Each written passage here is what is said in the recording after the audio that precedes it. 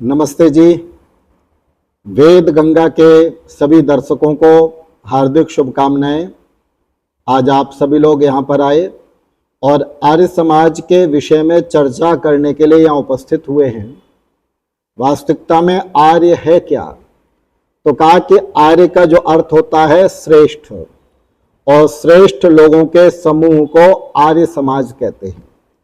1875 में महर्षि देवदयानंद ने आर्य समाज काकड़वाड़ी में प्रथम बार आर्य समाज की स्थापना की और तब से लेकर निरंतर आर्य समाज में जो फैले हुए पाखंड हैं, बुरे विचार, बुरी भावनाएं, बुरे संस्कारों को दूर करने का प्रयत्न कर रहा है और यज्ञ के माध्यम से वातावरण की शुद्धि, गुरुकुलों के माध्यम से ज्ञान की गंगा को निरंतर प्रवाहित कर रहा है।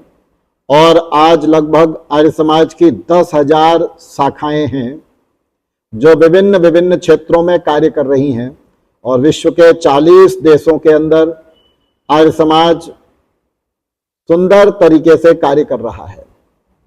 आर्य समाज की स्थापना क्यों आवश्यक है, यह महत्वपूर्ण विषय है।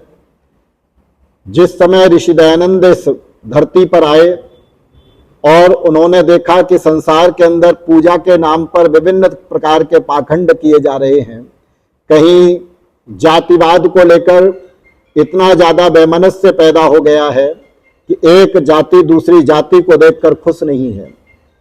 तो जाति व्यवस्थाओं को समाप्त करने के लिए ऋषि दयानंद ने प्राचीन वेदों की परंपराओं को पुनर्स्थापित करने के लिए आर्य समाज की स्थापना की।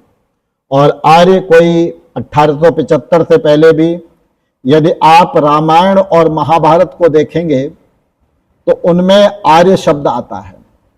तो आर्य वो है जो वेद की विचारधारा को मानता है, वेद के अनुकूल अपने जीवन को चलाने का प्रयत्न करता है, वो आर्य कहलाता है। जो हमारा धार्मिक ग्रंथ है मूल रूप से वो वेद है और वेद के अनुकूल जो जीवन चला रहा है वही आर्य है, वही श्रेष्ठ है। तो मध्यकालीन युग में बहुत सारी कुरीतियां आ गई, बहुत सारे अंधविश्वास पनपने लगे। उन अंधविश्वासों को समाप्त करने के लिए ऋषिवर देवदयानंद ने आर्य समाज की स्थापना की थी और आर्य समाज निरंतर अपनी विचारधारा को फैलाता जा रहा है।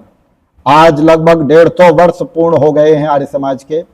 मुंबई के अंदर एक भव्य कार्यक्रम आर्य महासम्मेलन के रूप में मनाया गया, जिसमें लगभग 10,000 लोग सम्मिलित हुए और वहां पर भी यही एक संकल्प किया गया कि हम ऋषि दयानंद की उस विचारधारा को और दृढ़ता के साथ धारण करते हुए उसे फैलाने का प्रयत्न करेंगे।